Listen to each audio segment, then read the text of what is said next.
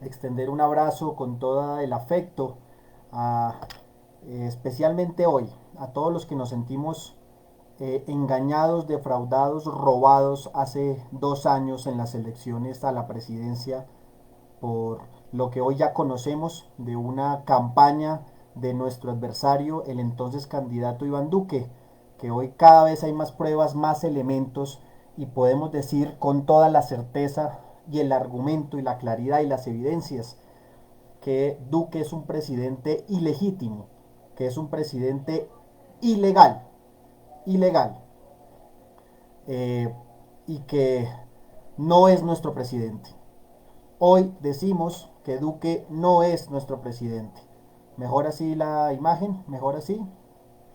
Quería un poquito de un saludo lúgubre, a oscuras, para decir que no es nuestro presidente. Estoy viendo en Twitter varias tendencias de hashtag que se están posicionando. Los invito a que comenten, que se unan a esta causa colectiva para denunciarle y decirle al mundo y al país que Duque no es nuestro presidente, Duque no es mi presidente y que indiscutiblemente estamos ante un presidente completamente ilegítimo e ilegal.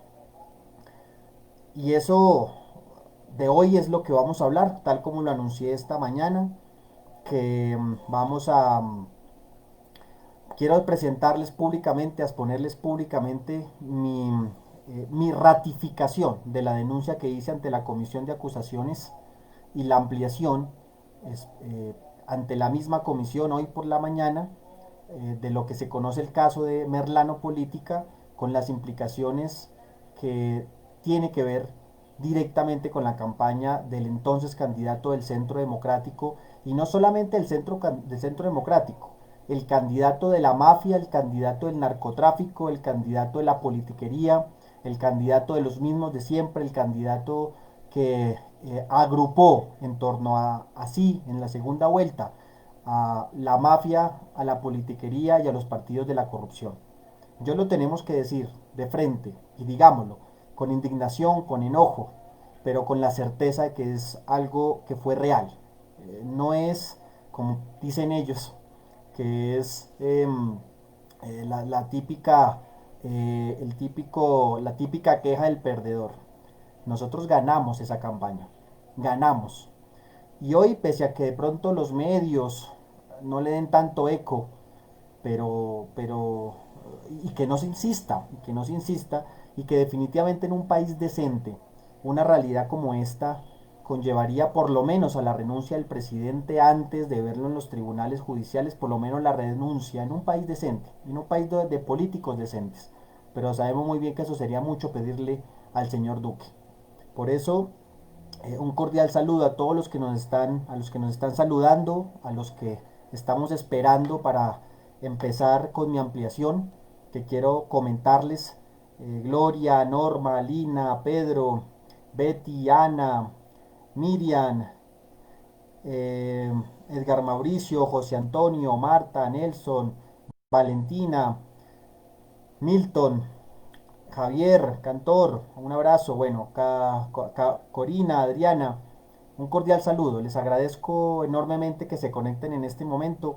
Es un en vivo muy, muy especial porque pues tiene que ver con lo que está ocurriendo hoy en día, que ya lo venía anunciando Gustavo Petro en la semana pasada y hoy en la comisión de acusaciones tuve la oportunidad de ampliar. Hoy vamos a hablar de la merlanopolítica, de la merlanopolítica. Espero que la otra semana hablemos de la política, un especial que estamos preparando y se los anuncio de una vez, un mapa que vamos a presentar para que la gente se ubique en qué va este tema de la política. Pero hoy vamos a hablar de la merlanopolítica y vamos a hablar hoy con motivo de insisto, repito, la ampliación que se dio lugar hoy a las 9 de la mañana vía de manera virtual. Me presenté ante la comisión de acusaciones, ante el triunvirato de la comisión de acusaciones, para ratificarme en mi denuncia al señor Duque, que ya no lo llamo presidente, lo llamo señor Duque, la denuncia que hice ante el señor Duque por las declaraciones que dio en su momento la señora Adida Merlano y que hoy se corrobora con otros testimonios y otros casos, actores, personajes y situaciones que demuestran que en la campaña del señor Duque al 2018 hubo, eh, se orquestaron varios delitos contemplados en nuestro Código Penal, eh, concebidos como delitos electorales que tienen una implicación penal sobre quienes participaron en esa campaña y que creemos nosotros directamente sobre el señor Iván Duque, y hoy se los quiero presentar. Quiero rápidamente recopilar para los que de pronto no tienen presente el detalle del caso, antes de entrar en materia de los argumentos que presenté hoy. Recordemos rápidamente la línea de tiempo. El 17 de febrero, eh, bueno, ya antes, digamos, 17 de febrero es cuando la señora Aida Merlano da las declaraciones a la periodista Vicky Dávila, que da una entrevista a la periodista Vicky Dávila ya en la revista Semana, y que hace algunos comentarios, algunas mm, eh, unas cuestionamientos directamente sobre la campaña del presidente Iván Duque, que quiero leer muy rápidamente para que ustedes sepan la dimensión. Rápidamente lo retomamos. Eh, Aida Merlano señaló que el presidente de la República conocía la existencia de la compra de los votos a su favor y que también se reunió con personas que promovieron esta práctica en la costa. Eso lo dice Aida Merlano. La señora Vicky Dávila, la periodista, le pregunta: ¿Duque sabía? Abro comillas, Aida Merlano le responde: por supuesto que sabía. Por supuesto que sabía, vuelve a repetir. Se reunió también con Julio Gerlain. Es que Julio todo el tiempo, todo me lo comentó. Entonces Julio siempre me dijo, Julio me decía, paso anticipado, de todas las cosas que iban a ocurrir. Incluso de todos los movimientos que tuvo Néstor Humberto antes de que Néstor Humberto ocupara esos espacios, Néstor Humberto Martínez. Yo ya sabía los espacios que iba a ocupar. Pero cuando Julio me dice, cálmate, este me dice, no te preocupes porque con Duque, recuerda que estoy haciendo una gran inversión con él. Y apenas él sea el presidente, mamita, todo se va a solucionar. Ten fe que le hice una gran inversión. No solamente yo, también los Char. Entonces me habló de sumas millonarias. Vuelve a preguntarle Vicky Dávila. ¿El entonces candidato Iván Duque sabía que estaban comprando votos para que él ganara en la costa en la segunda vuelta presidencial? Y le responde Aida Merlano: claro que sí lo sabía.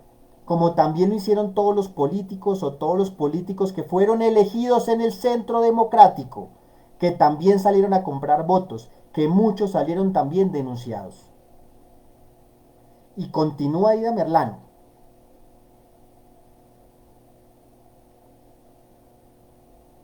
Dice, primero, que Julio Gerlain compró votos para elegirlo.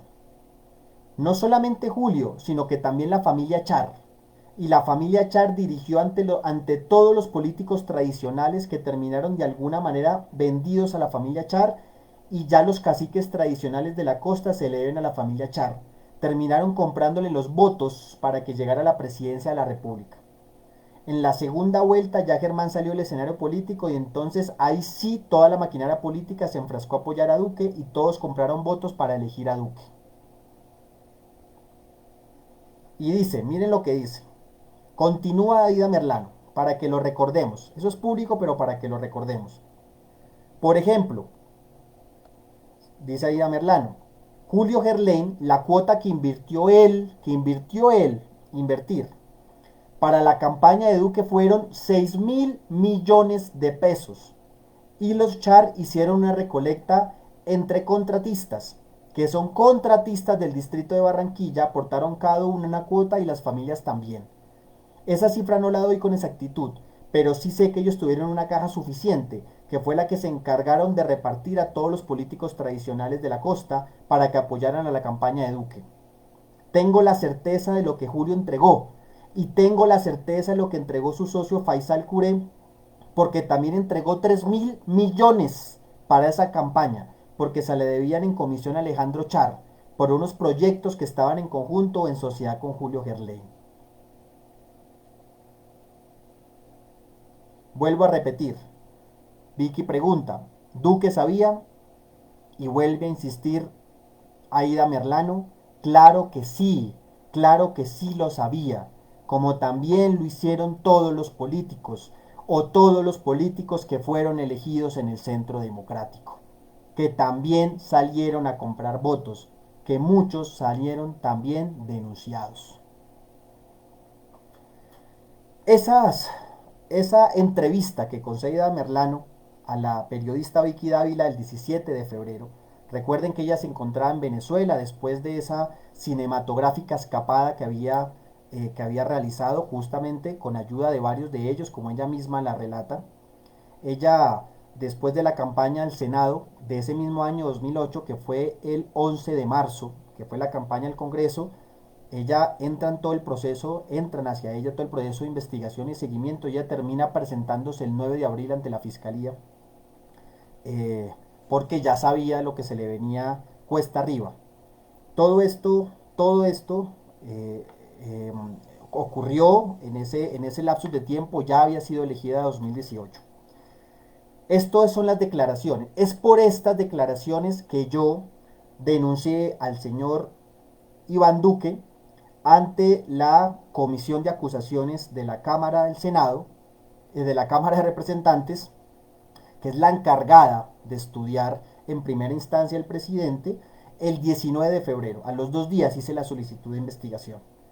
El 24 de febrero se asignan los representantes investigadores, que a nuestra sorpresa nombraron a uno especialmente, que es el señor Eduard Rodríguez, representante del Centro Democrático, del cual ya vamos a hablar más adelante. Los otros dos investigadores de dicha comisión son el señor Wilmer Leal, de la Alianza Verde, y el señor Andrés Calle, del Partido Liberal. El 27, Wilmer Leal es de Boyacá, y el doctor Calle, el señor Calle, el representante Calle, es de Córdoba.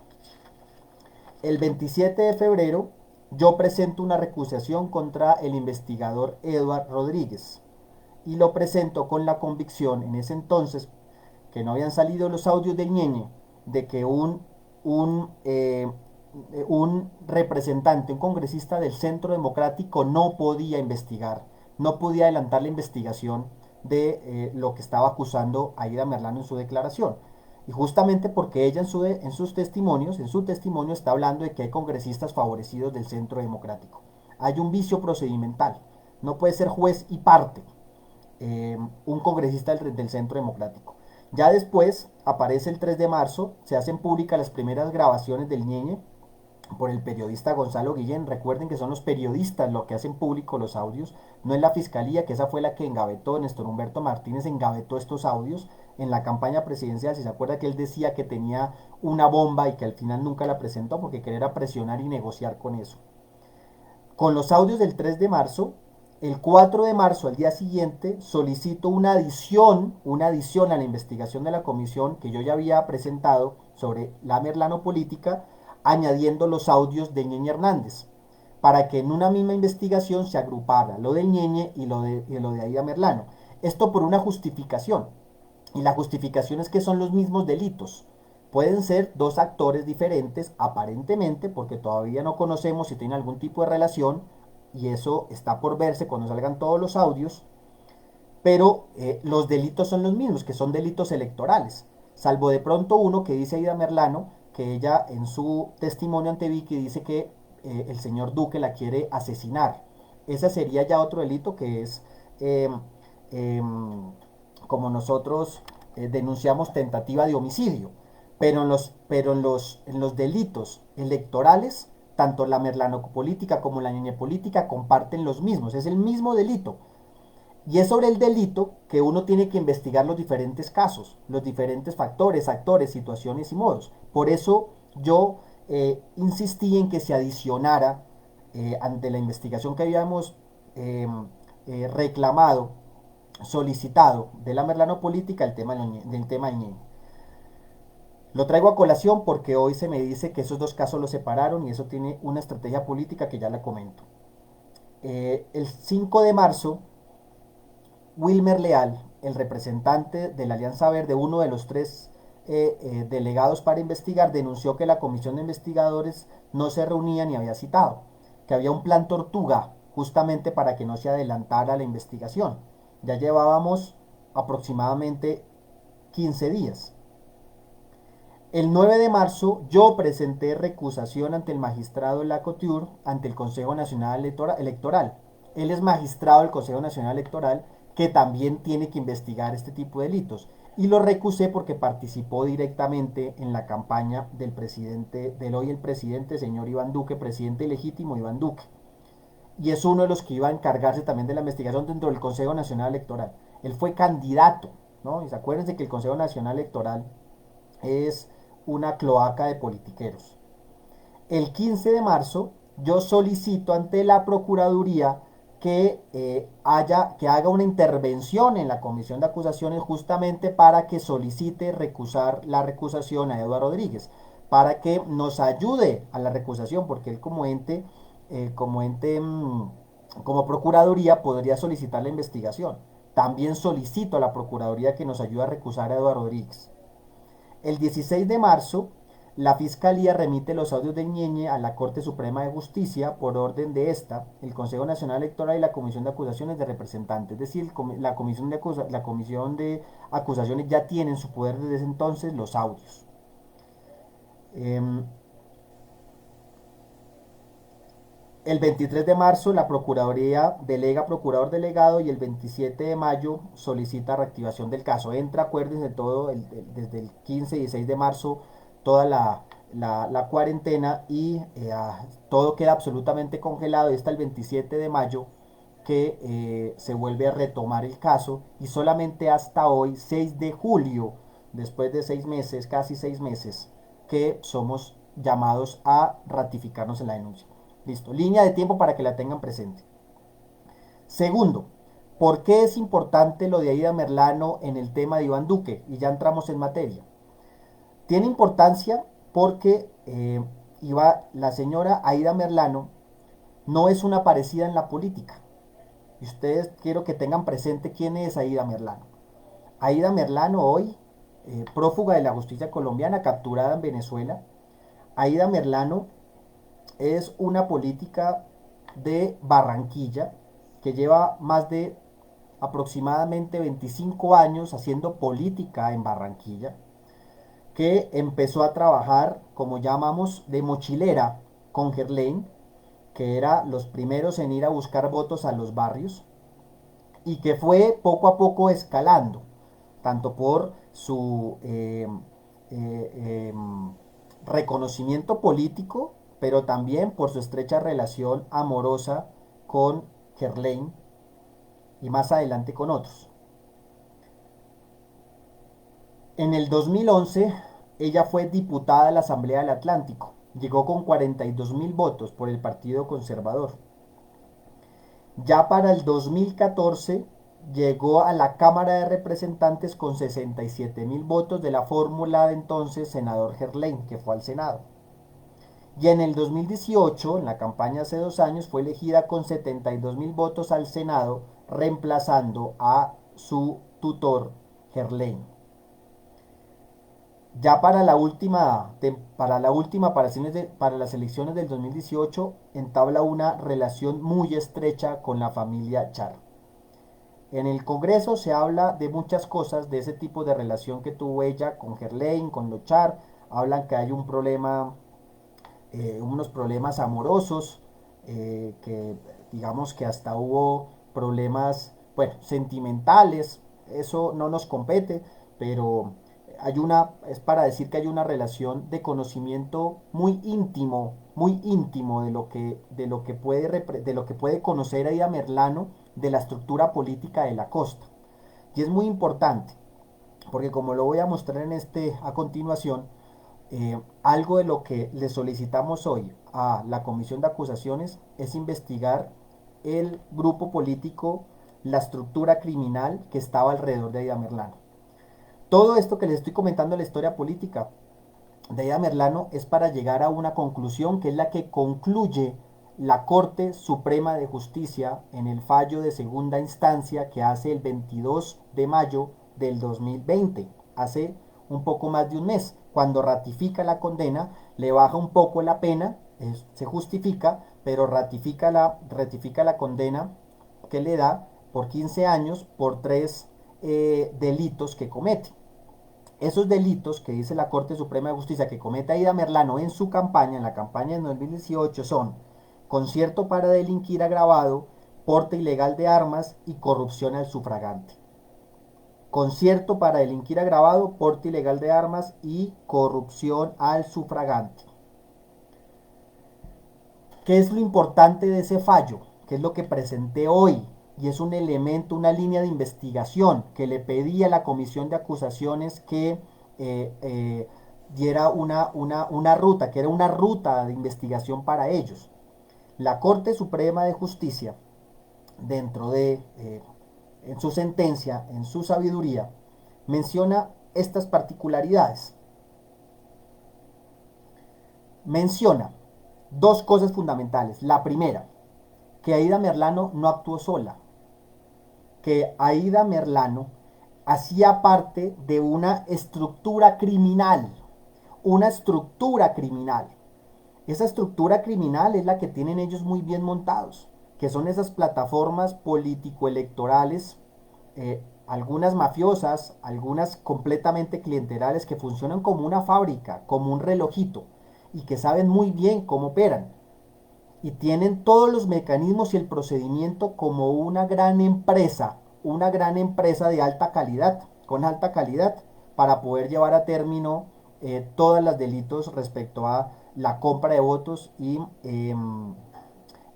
todos los delitos electorales.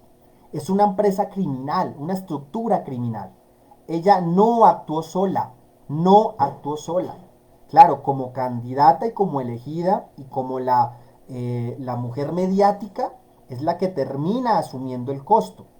Pero cuando se dice que no actúa sola, es porque hay toda una plataforma, unos actores y unos móviles y unos intereses detrás. Por eso ella la capturan en un principio y cuando hace todo el teatro y la película de cuando estaba en el odontólogo, ella cuando se vuela no se vuela sola. A ella la ayudan a volarse. Y ella misma dice quién es la que la ayuda a volarse, la familia Char y la familia Gerlain. Lo ayudan con el beneplácito del presidente Duque, dice eso.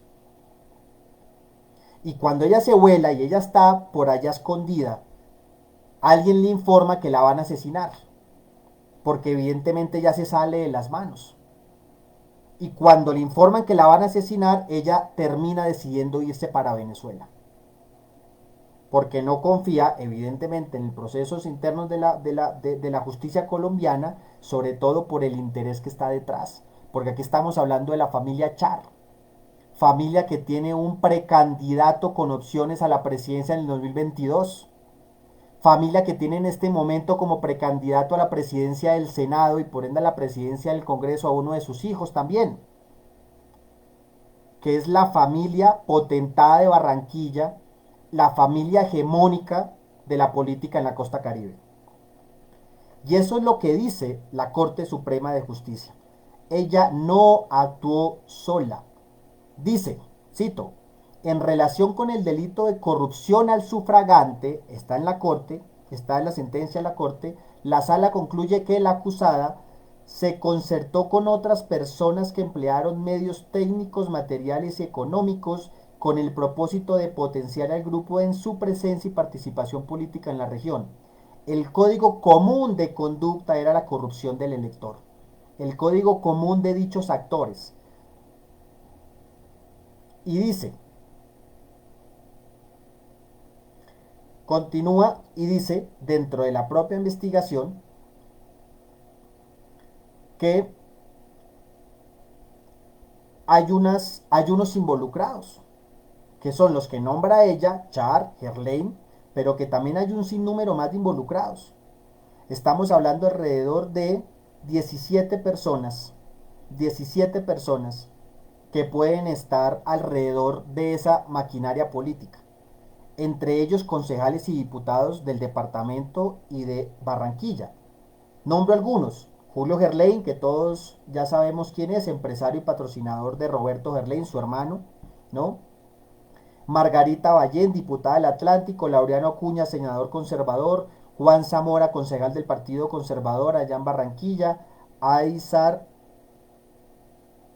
Castro, concejal del Partido Conservador, Jorge Rangel, diputado del Partido Conservador, Arturo Char, senador de Cambio Radical, Adalberto Ginás, diputado de Cambio Radical, Carlos Rojano, concejal conservador, Lilibet Ginás, ex candidata a la Cámara por Cambio Radical. Miren todo lo que es, lo que implica, lo que sabemos hoy que es una estructura criminal. Miren todos esos actores que empiezan a jugar. Y directamente dentro de la campaña de ella, Vicente Támara, que era líder de ahí, Adriana Blanco, coordinador de la campaña, José Manzaneda, padre de los hijos de Aida, que fungió como tesorero, Edwin Martínez, coordinador de la campaña de Aida, Yaira Calle, Evelyn Díaz, Ana Niebles. Bueno, hay una estructura. Eso es un dato completamente relevante para la investigación hacia el señor Duque. Porque aquí empezamos con lo que dice la Corte y la sentencia para este tema de casos de delitos electorales. Lo que está expresando y manifestando es que ningún candidato llega solo al cargo al que se postuló comprando votos por su propia cuenta. Que evidentemente el candidato a lo mejor ni siquiera aparece. Y evidentemente el candidato no se va a prestar para firmar absolutamente nada y no va a quedar su firma registrada, porque son completamente hábiles para cometer todo este tipo de delitos. Pero cuando hablamos de estructura criminal, es más, la Corte dice que esa estructura ya venía desde antes y se retoma hasta las elecciones de lo que yo les venía comentando antes. Yo le pregunto a la Comisión de Acusaciones hoy, ¿será que esa estructura criminal, que hasta tenía nombre, se llamaba la Casa Blanca, era la sede allá en Barranquilla, participó de la campaña de Iván Duque, la estructura como tal, la estructura criminal, que así como la estructura llevó a Aida Merlano al Senado, esa misma estructura que ya participaba en la campaña de Iván Duque desde antes, que ya hacía parte, que tanto así que se le voltearon a Germán Vargas Lleras. Acuérdense que los Char se le voltearon a Germán Vargas Lleras desde la primera vuelta y por eso el desastre. Que es lo mismo que dice Ñeñe Hernández en uno de los audios, que le robaban plata a la campaña de Germán Vargas Lleras para canalizarla a los votos de Iván Duque. Esa misma estructura criminal ya hacía parte de la campaña de Iván Duque. Ya hacía parte de la campaña. Y esa es una línea de investigación. Porque aquí tenemos alrededor de 17, 18 nombres. Y pese a que la elección en el Congreso de Merlano es antes, 11 de marzo del 2018, ya la campaña a la presidencia estaba en marcha.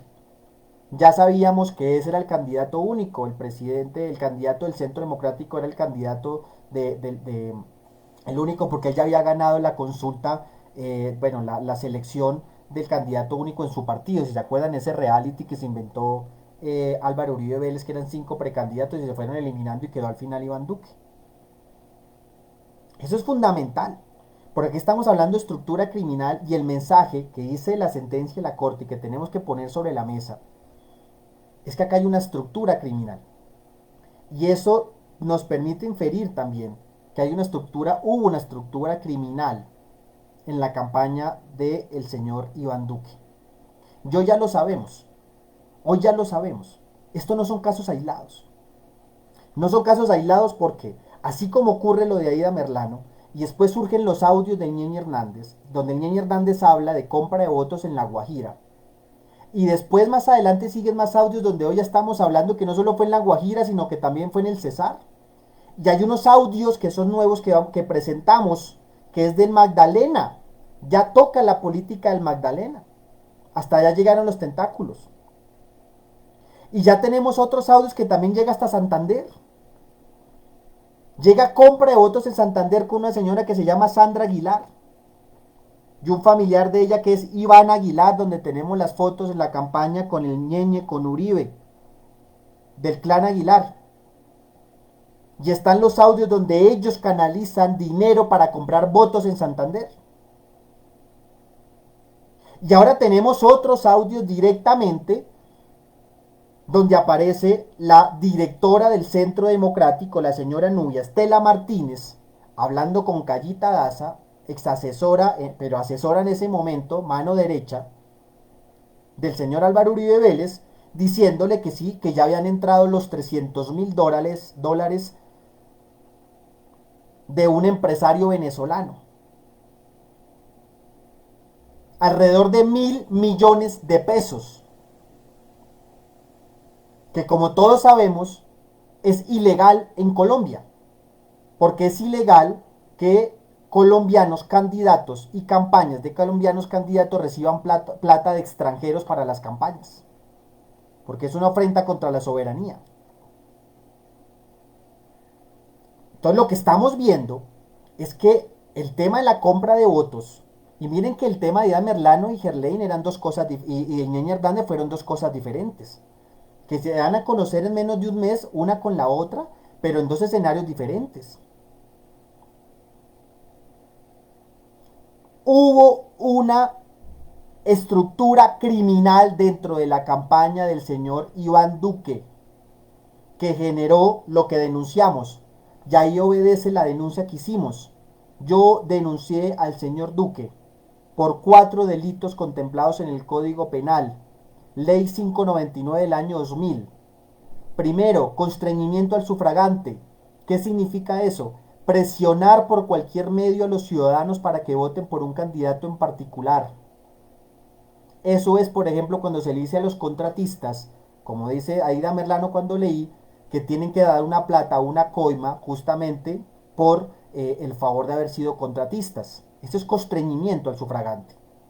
Segundo, fraude al sufragante. Acudir, segundo delito por el que demandamos al señor Duque, acudir a maniobras engañosas para obtener que un ciudadano vote por determinado candidato. Tercero, corrupción al sufragante, pagar o entregar dinero para que un ciudadano vote por un candidato en particular, que fue el delito por el cual condenaron, uno de los 3 delitos por el cual la Corte condena a Aida Merlano. Y cuarto, tráfico de votos, que es ofrecer dinero o dádivas para que ciudadanos voten por un candidato en particular. Todos estos delitos, como se contempla, dinamitan la voluntad y la libertad del ciudadano elegir. Y todos estos delitos, por eso es que es tan importante, amigos y amigas, todos estos delitos ponen en jaque a la democracia, el corazón de la democracia, la esencia misma de la democracia representativa. Por eso es que esto es tan delicado. Todos estos delitos ponen en jaque a la misma democracia, a nuestras instituciones. Pocas, muchas, débiles, fuertes, feas, bonitas, sucias o no, es el acabose de la democracia. Y cuando se pone en jaque la democracia, es que cuestionamos la legitimidad del presidente hoy, Iván Duque. Y algunos dicen, no, es que fueron solamente unos poquitos votos, que tienen el descaro de decir eso. Por un problema de conciencia política que tenemos los colombianos y no lo vamos a negar. Que todavía seguimos legitimando esas prácticas. Y así fue como cayó redondita la costa Caribe, que no termina votando por el candidato que le ofrecía el cambio para el país, sino que termina votando por aquel que iba a terminar de hundirlo. Esto es completamente delicado. Hoy está en cuidados intensivos la democracia, porque es que el verdadero virus del país es la corrupción. Es la corrupción. Y por eso hoy decimos que el señor Duque no es nuestro presidente. Y lo que estamos diciendo y lo que yo le expuse a la comisión de acusaciones hoy en la Cámara y que solicité esa investigación, es investigar si el Centro Democrático, la campaña del Centro Democrático se estructuró como una máquina criminal para conseguir votos a diestra y siniestra de manera ilícita. Porque no es solamente Aida Merlán, y eso los colombianos lo tenemos que tener completamente claro. ¿Cuántos votos no habrán comprado? Claro, y la motivación había. La motivación había es que estaban desesperados porque el candidato popular, Gustavo Petro, venía creciendo. Claro que había esa preocupación. Y hoy sabemos, lo explicó Gustavo Petro en algún momento, cómo el dinero que más se recogió de manera ilegal, ilícita, por debajo de la mesa y donde más se compraron votos fueron en la costa Caribe, en Santander y en el eje cafetero. En el eje cafetero un poco menos tal vez porque allá se trabajó más el voto ideológico. Todo lo que es Medellín, Antioquia, que es un fortín uribista. Pero la costa Caribe y Santander, y especialmente la costa Caribe, donde Gustavo Petro podía crecer más en segunda vuelta, donde ganó en primera vuelta en casi todos los departamentos, solo perdió en uno, tenía una posibilidad de repuntar a Duque en segunda vuelta. Y por eso ellos le metieron el acelerador y le metieron toda la energía, toda la maquinaria a comprar los votos en la costa Caribe. Claro, tenían muy bien el mapa. Y ahora vemos también en Santander, donde allá hicimos una apuesta para poder conseguir el voto liberal, que también es de arraigo en Santander, me acuerdo mucho. Y mientras que nosotros íbamos con nuestros discursos, con nuestra palabra, ellos iban con la tula de dinero. Y esa es la falsa democracia en nuestro país, la falsa democracia. Miren, la derecha puede existir en este país y permítanme hacer una reflexión. Es que la derecha tiene un derecho de existir en nuestro país y tiene el derecho de hacer política. Lo que no tienen el derecho es de ganarnos a nosotros de manera ilegal. Y ya llegará el día que adomesticaremos a esa derecha. Tenemos que adomesticar a la derecha hasta que haya una derecha decente. Y no es una contradicción de términos. La derecha como proyecto ideológico, que pueden pensar lo que quieran, por más que nosotros discutamos y cuestionemos, pero esa es la lucha democrática. Y tenemos que respetar el derecho a pensar de cierta manera. Pero sí les tenemos que exigir a ellos que si nos van a ganar, nos ganen es convenciendo a los ciudadanos, no engañándolos ni comprándolos. Porque llegará el día en este país donde el que llegue a gobernar, llegue porque convenció a la gente, porque le ganó sus corazones, porque los enamoró, porque fue con argumentos, con palabra, con ilusiones, que terminan votando por ellos o por ellas. Esa es la derecha que necesitamos en este país. No la derecha criminal, la derecha mafiosa, la derecha que es capaz de hipotecar hasta su sombra, la que hace negocios con el diablo, con tal de no perder sus privilegios. Porque cuando se sienten amenazados, como se han sentido en los últimos 3, 4 años, son capaces de hacer lo que sea. Son capaces de quemar al propio país para que el que llegue a gobernar después solamente gobierne sobre cenizas. Pero ya llegará el día, y ya está llegando el día, que los estamos domesticando. Eso es lo que le pedimos a la derecha. Piensen lo que quieran pensar. Allá ustedes. Perfecto, perfecto. Pero en elecciones lo que necesitamos es ganar a partir del voto libre de los ciudadanos. Del voto libre. Eso fue la primera argumentación que le di a la comisión de acusaciones. Centro Democrático orquestó, se estructuró como una banda criminal para ganar esas elecciones. Por eso Aida Merlano dice que acá hubo congresistas beneficiados. Y por eso Ñeñe Hernández en un audio menciona que se reunió con un tal Eduardo Rodríguez, que almorzó con él y que lo invitó a reunirse con unos alcaldes, de manera ilegal, por supuesto, porque en este país está prohibido que los alcaldes hagan proselitismo político en campañas. No pueden hacerlo. Y por eso yo recusé a Eduardo Rodríguez. Y por eso insisto que en esa investigación no puede haber nadie del Centro Democrático, porque todo el Centro Democrático tiene que ser investigado. Y investigado a profundidad. No con esos anuncios del fiscal que días antes ya les está diciendo que va a ir a hacerle allanamiento a su sede, para que puedan esconder, engavetar, romper, quemar las pruebas y todos los documentos. Solicito ante el país, ante la comisión de acusaciones, según los que ellos pueden investigar, a la Fiscalía, a la Corte Suprema, que investigue a todo el centro de poder del Centro Democrático que participó en esa campaña. Que investigue a directora, que investigue a todos los congresistas, que investigue a los directores departamentales y regionales del Centro Democrático, que investigue a los propios asesores, que investigue a los hijos de Uribe porque ya tenemos los audios. Todos, como dice la sentencia de la Corte Suprema, actuaron todos bajo un fin común, bajo un fin común, bajo un fin común. Esa es la línea de investigación que tiene que hacer la comisión de acusaciones. Y lo solicitamos. Tienen que ser investigados todos. Todos. Y el segundo elemento, este es más importante. Primero, el reconocimiento de que hay una estructura criminal en la campaña de Duque. Y que por eso hay tantos casos por todos lados. Hoy me preguntaban que si yo tenía conocimiento directo de ahí en la comisión, que si podía certificar y que podía decir si en verdad hubo compra de votos o delitos electorales en la campaña. Y yo le dije, claro que sí. Y acá yo los quiero leer a todos los que estaban por acá. En esa campaña del 27 de mayo y después del junio 17. ¿Cuánta, cuánta porquería no vimos en las calles?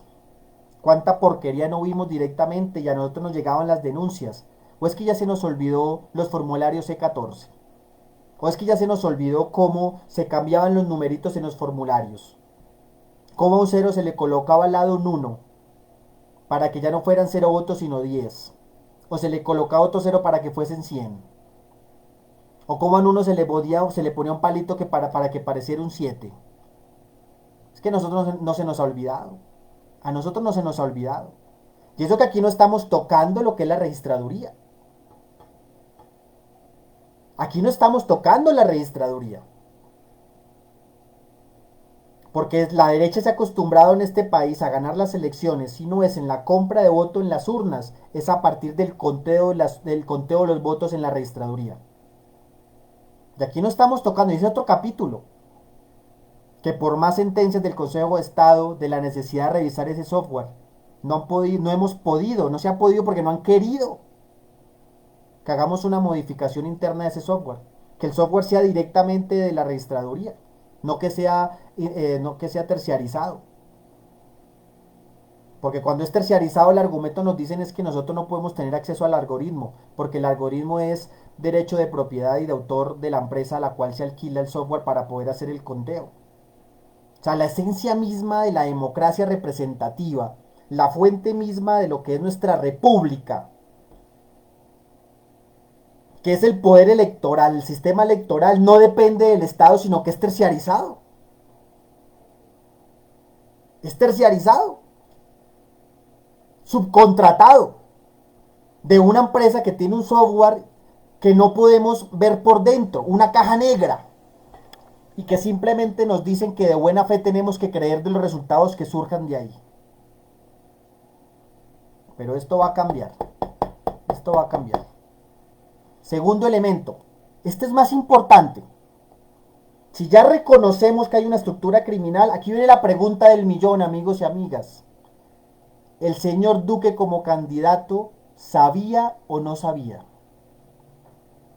¿El señor Duque como candidato tiene algún tipo, algún grado de participación de esa estructura criminal?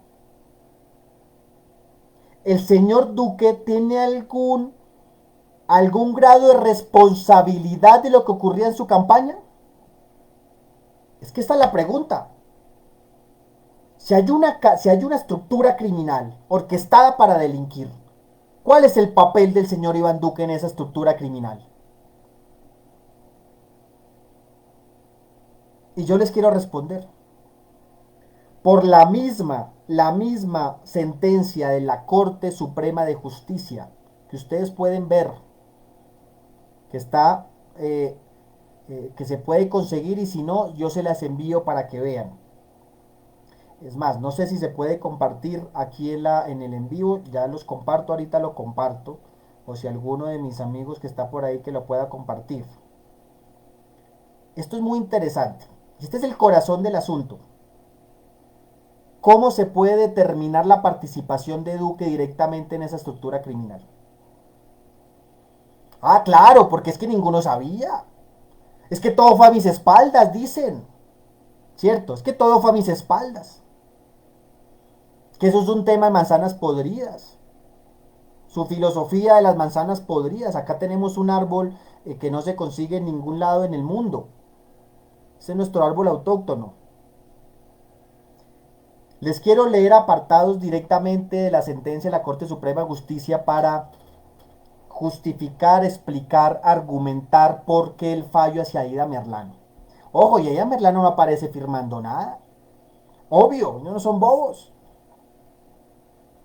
A los que ofrecen la plata, ella no ofrece plata. Ella que va a ir a la calle a ofrecer plata. Para eso es que está la estructura criminal. Obvio que Duque no va a ofrecer plata. Pero es la estructura que está detrás. Es esa mano invisible. La mano invisible la que determina. Y les comento. Miren lo que dice. Miren lo que dice. Miren. Lo que dice la sentencia de la Corte para imputar a Aida Merlano. Página 87, abro comillas. De lo anterior, toda la justificación y el relato de historia de los sucesos y eh, de los elementos probatorios dice, de lo anterior se puede concluir que el concepto de autor, no se limita a quien realiza materialmente la acción. Es decir, no es el que va directamente al personaje tal a decirle, le ofrezco 50.000, 90.000 votos, sino que involucra a quienes tienen el dominio del hecho y participan de ese plan común. Una cuestión esencial que no se puede decir que Aida Merlano no supiera, al ser una de las líderes de la organización ilegal, que requería de estos comportamientos para garantizar la cabal ejecución del plan. De manera que afiliar la comprobación de la conducta al mero acto fáctico no es correcto, y mucho menos que se diga que no debe responder porque no conocía esa situación. Ojo, miren lo que está diciendo acá.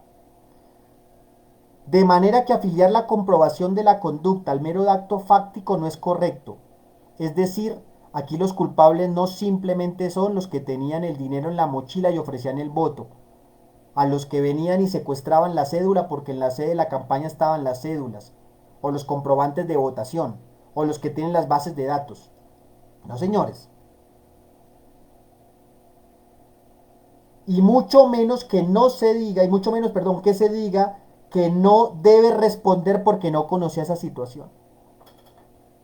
O porque no era ella quien estaba al tanto de la dirección de las actividades de la campaña, como lo sugiere la procesada.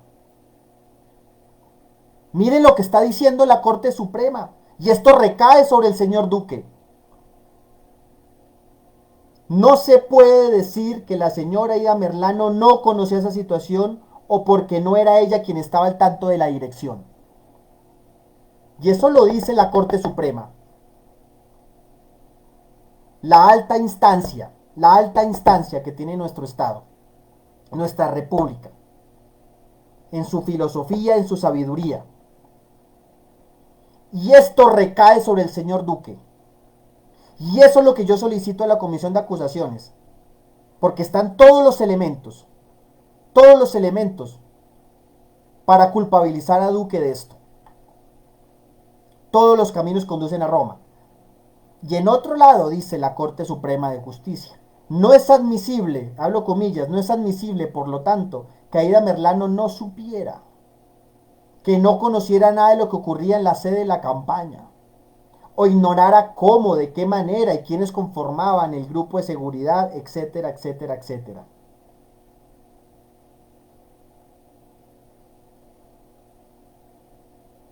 Esto es simplemente un poco de investigación y poder unir las piezas del rompecabezas.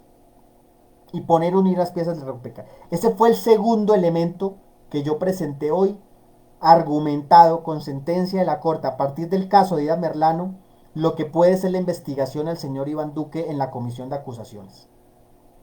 Eso fue lo que presenté. Una estructura criminal primero del Centro Democrático, por eso tienen que ser investigados todos los de esa cloaca.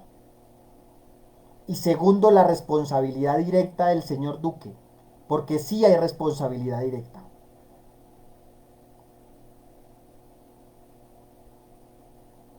Y continuamos. ¿Qué es lo que nos puede quedar de todo esto? Si este fuese un país decente, si este fuese un país decente, definitivamente el señor Duque ya hubiese renunciado.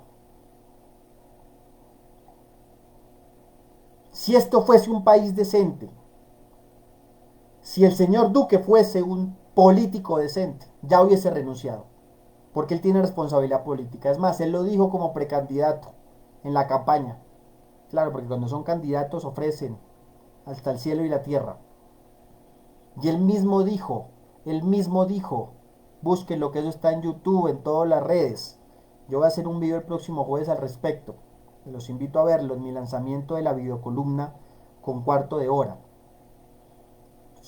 Como él decía que la responsabilidad de si llegan a entrar dineros sucios a una campaña política, la responsabilidad no es del gerente, sino que paga directamente el candidato.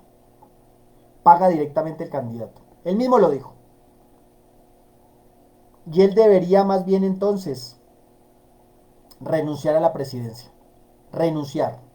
Renunciar a la presidencia. Mientras que se surte todo el proceso ante los tribunales. Y eso es lo que estamos solicitando. Y por eso el hashtag de hoy en Twitter, si no lo ha hecho, hágalo en este momento, por favor. Duque no es nuestro presidente, Duque es presidente ilegítimo. Hay como 4 o 5 hashtags. ¿Qué sigue ahora?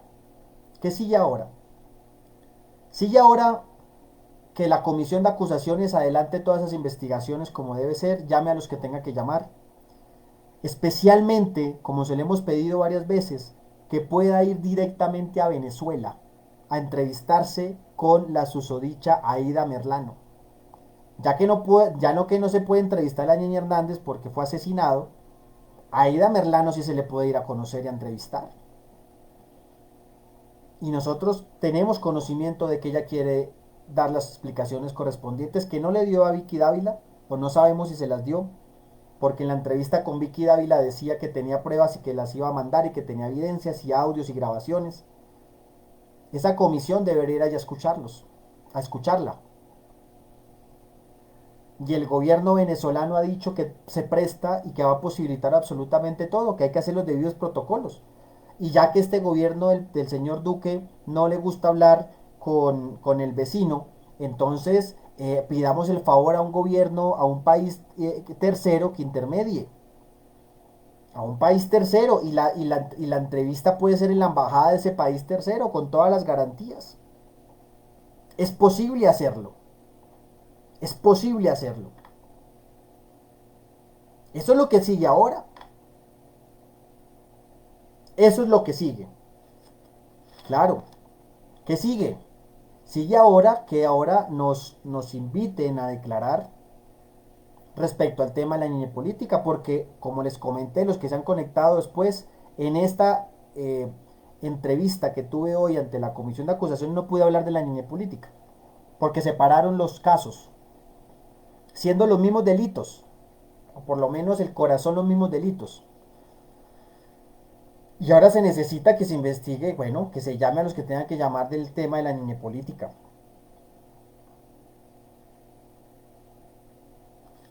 Eso es lo que sigue. Seguimos insistiendo que el señor Eduardo Rodríguez, representante del Centro Democrático, no debería continuar como investigador. Él debería ser más bien investigado. Con los audios revelados de Nini Hernández, el representante Eduardo Rodríguez debería ser investigado y no el investigador. Así estamos. Eso es lo que sigue. ¿Qué va a pasar? No somos ingenuos. No somos inocentes. Y sabemos muy bien que tal vez en el Congreso no prospere ni un centímetro. Ni un centímetro. Sería ya un logro que de esos 3 investigadores se diera un concepto favorable para que siga la investigación, que debe pasar después en pleno a la comisión y después pasaría en pleno a la Cámara. Ya sería un logro que se lograse por lo menos salir de los investigadores. Pero aquí el asunto es político, amigos y amigas. Aquí es político el asunto.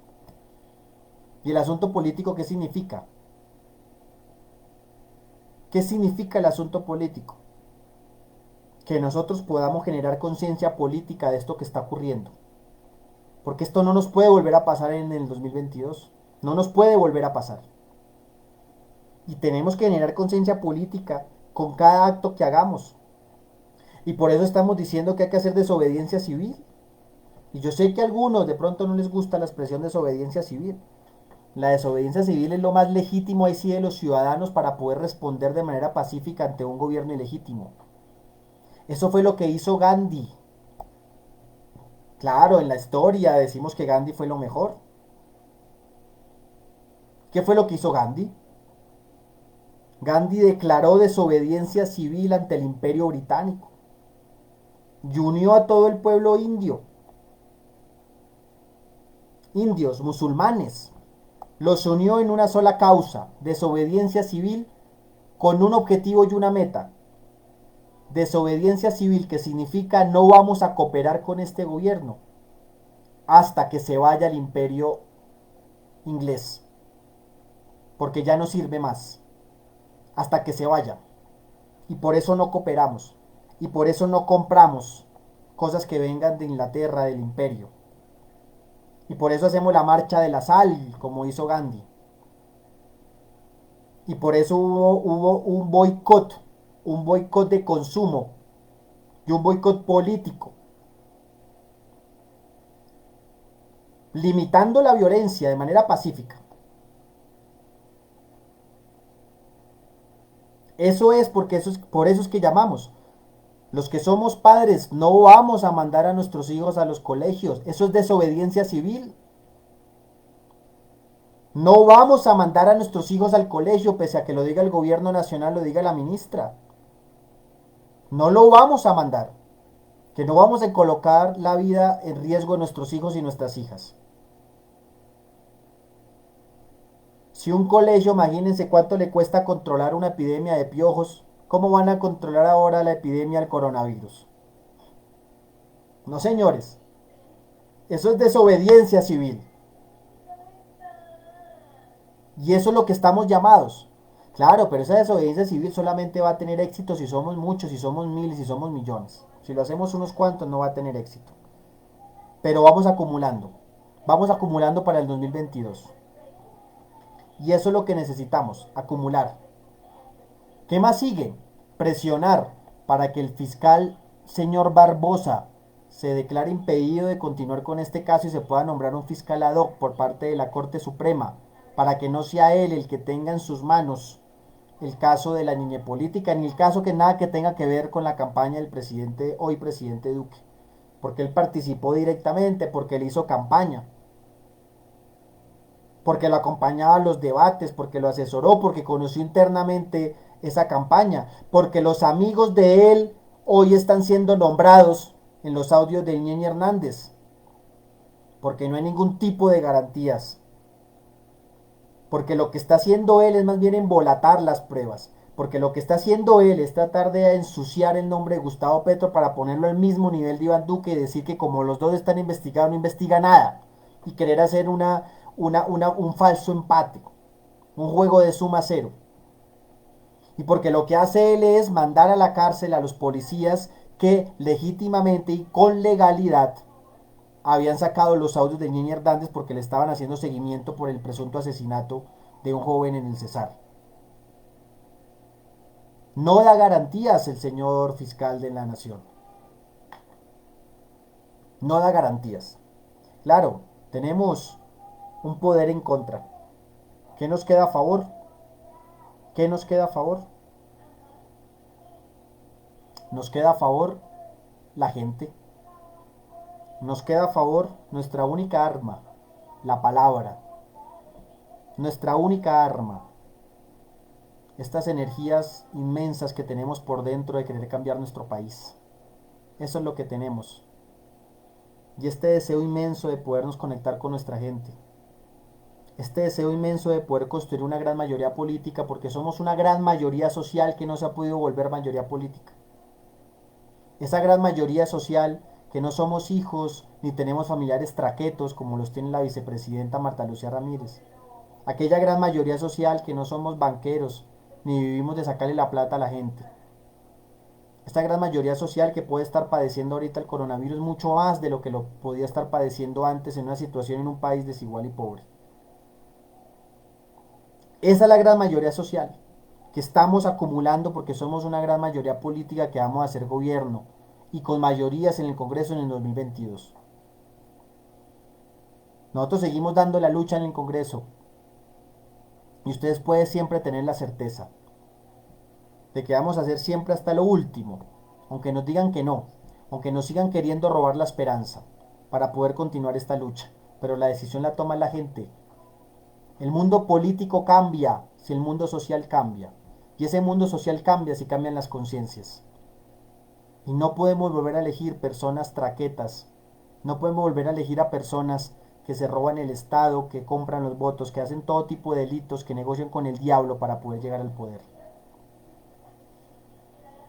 Con esto finalizamos el envío de hoy. Les agradezco muchísimo su atención. En promedio más de 400 conectados. Les agradezco, los invito a compartir este video. 1 hora duramos, pero necesaria para poder explicar el caso de Ida Merlano, de cómo hemos avanzado, de cómo nos fue hoy en nuestra ratificación y ampliación de nuestra denuncia ante la Comisión de Acusaciones. Invitarlos a ustedes a presionar, invitarlos a ustedes a que nos sigamos interconectando en estas redes sociales, estas redes en las cuales podemos generar todo tipo de comunicación, de los cuales ellos no controlan y que están completamente preocupados de todos los contenidos y expresiones que siguen las redes sociales, porque las redes sociales ahora son nuestro vehículo de transformación. A cada uno y cada una, muchas gracias. No perder la esperanza, nunca perder la esperanza, nunca. No les demos ese gusto a ellos. Si perdemos la esperanza, ahí sí ya nos han derrotado. No les demos ese gusto. Eso es lo que quieren. Robarnos hasta la esperanza de creer que es posible cambiar este país. Y les aseguro que somos muchos más. Los quiero mucho, abrazos, nos vemos en una próxima. Por favor, no dejen de compartir este video. Adiós.